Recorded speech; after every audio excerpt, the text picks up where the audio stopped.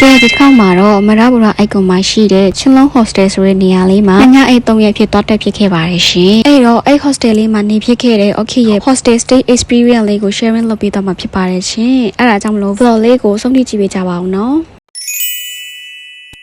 ဒီချင်းလုံး hostel လေးရဆိုလို့ရှိရင်ရတနာပုံတက္ကသိုလ်နီးအမရပူရာအိုင်ကွန်နာမှာရှိပါတယ်ရှင်။ okay တို့ကတော့နှစ်ပတ်လောက်ကြိုပြီးတော့ booking တင်ထားတာဖြစ်တဲ့အတွက်ဝင်ချင်းမှာနေ okay တို့ booking တင်ထားတဲ့အခန်းနံပါတ်လေးကို check in ဝင်ခဲ့ပါတယ်ရှင်။ hostel ရဲ့ decoration လေးကတော့မြမရိုးရာချင်းလုံးနုပညာကိုအဓိက focus ထားပြီးတော့ပြင်ဆင်ထားတာဖြစ်ပါတယ်ရှင်။ဒီအောက်ဆုံးထပ်မှာဆိုလို့ရှိရင်မနက်စာစားလို့ရ breakfast lounge ဧည့်သည်ထိုင်လို့ရတဲ့နေရာတွေပြီးရင် billiard ဆော့လို့ရပြီးတော့တငယ်ချင်းတွေနဲ့ chilling လုပ်လို့ရတဲ့နေရာလေးပေါ့နော်။ okay တို့ကတော့အင်တာရီချိုးခန်းတစ်ခါလေးတွဲပါတဲ့ဒီ four bed mahar suite ဆိုတဲ့အခန်းလေးကို bookingတင်ပြီးယူခဲ့ပါတယ်ရှင်။သူကအခန်းအကျယ်ဝန်းအကြောင်းနည်းနည်းလေးကျင်းနေဆိုပေမဲ့ပေါ့နော်၄ယောက်စာတစ်ထပ်ကတင်လေးတွေဖြစ်ပါတယ်ရှင်။ပြီးတော့သူက privacy ရှိအောင်လို့ဆိုပြီးတော့ like ကာလေးလေးထားပေးထားတာဖြစ်ပါတယ်ရှင်။ပြီးတော့သူကအဲ့ရထဲမှာပဲဖုန်းကြည့်တတ်တဲ့သူတွေအတွက်လည်းပေါ့နော်ဒီလိုမီးလုံးလေးတစ်လုံးနဲ့ဖုန်းအားသွင်းဖို့အားသွင်းပေါက်လေးတစ်ပေါက်ထားပေးထားပါတယ်ရှင်။ okay သူကတော့အင်တာနက်ရေချိုးခန်းတစ်ခါလေးတွဲရပါတဲ့အခန်းလေးကိုယူထားတာဆိုတော့ပို့ပြီးတော့အဆင်ပြေသွားတာဖြစ်ပါတယ်ရှင်။ကို့ဘာသာကိုအခန်းလေးထဲမှာပဲ TV လေးကြည့်ရင်လည်းအေးစစ်စစ်ချင်းလေးလုံးလို့ကောင်းပြီးတော့ staycation အတွက်ကော vacation အတွက်ပါအဆင်ပြေစေတဲ့ hostel vibe မျိုးလေးကိုရရှိစေပါတယ်ရှင်။ကျွန်မတညအိပ်ပြီးတော့မနက် breakfast စားမယ့်ချိန်ကိုရောက်သွားပြီပေါ့နော်။သူကမနက်စားချိန်ကိုလည်းမနက်9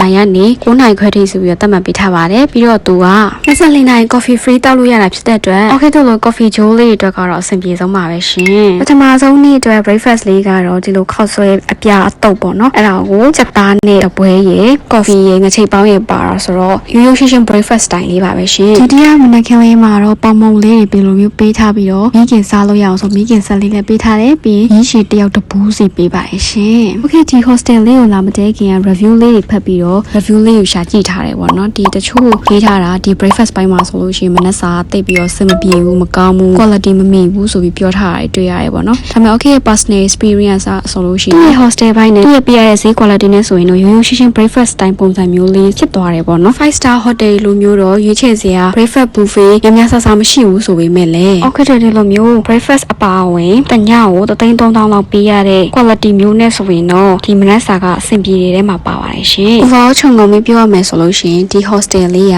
သူ့ရဲ့ပေးရတဲ့ဈေးနဲ့တန်ပြီးတော့ငွေချင်းတွေအားလုံးစုလာမယ်ဆိုလို့ရှိရင်လည်းဈေးနှုန်းတက်နဲ့နော်ဒီ staycation နေလို့အဆင်ပြေတဲ့ hostel vibe လေးရတယ်ပေါ့နော်။သူ့ရဲ့ hostel decoration ပုံစံလေးကလည်းချစ်စရာကောင်းပြီးတော့သူ့အနေနဲ့သူ unique ဖြစ်တဲ့ပုံစံ vibe လေးရပါတယ်ရှင်။ကဲဆိုတော့အားလုံးပဲတက်တာပါရှင်။တကယ်လို့မရပူရာ icon ရောက်ဖြစ်ခဲ့လို့ရှိရင်လည်းဒီ Chinlong hostel လေးမှာတည်ဖို့အတွက် recommend ပေးပါတယ်ရှင်။ဆုံးဖြတ်ကြည့်ပြီးတဲ့အတွက်ကျေးဇူးတင်ပါတယ်။ bye bye